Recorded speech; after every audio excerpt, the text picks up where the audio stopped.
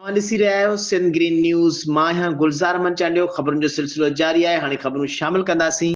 ख़बर शामिल कंदा त सिंधु माथिरीअ जी राणी शहीद राणी मोहतरमा बेनज़ीर भुट्टो जी 27 डिसंबर ते 17 वर्सीअ में शिरकत खे यकीनी बनाइण लाइ पीपी तालके सूबो दिर जो वर्करनि जे गॾिजाणी शाह जी मशीन ते थी गुज़री, जंहिंमें तालके जे वर्करनि जे वॾे अंग में शिरकत कई। गॾिजाणी में हिंगोर जा टाउन चेयरमैन सैयद अब्बास अली शाह लकियारी, अब्बास राजपर, बचिल सामटियो, अल्ताफ सहतो, सैयद बशीर शाह, यासिर तुनियो, मोहसन सहतो ऐं दुर मोहम्मद ॿियनि ख़िताब कंदे चयो आहे त सिंधु माथिरी जे शहीद राणी मोहतरमा बेनज़ीर भुट्टो दुनिया जी अज़ीम लीडर हुई, जंहिं मुल्क ऐं क़ौम लाइ पंहिंजी जान जो नज़रानो ॾेई हमेशह लाइ तारीख़ में सुर्ख़रू थी वई। शहीद राणी मोहतरमा बेनज़ीर भुट्टो जी 17 वर्सीअ में तालके सूबोदुर जा हज़ारे वर्करनि जा काफ़िला गड़ी ख़ुदा बख़्श भुट्टो पहुची खे सुर्ख़ सलाम पेश कंदा। उन लाइ असां सभिनी खे भरपूर नमूने तयारी करणी पवंदी। हुननि चयो त पीपी मुल्क जी सभ खां वॾी जमहूरियत पसंद पार्टी आहे, जंहिं हमेशह मुल्क जे ग़रीब मिसकिन मारूड़नि जी ख़िदमत कई आहे।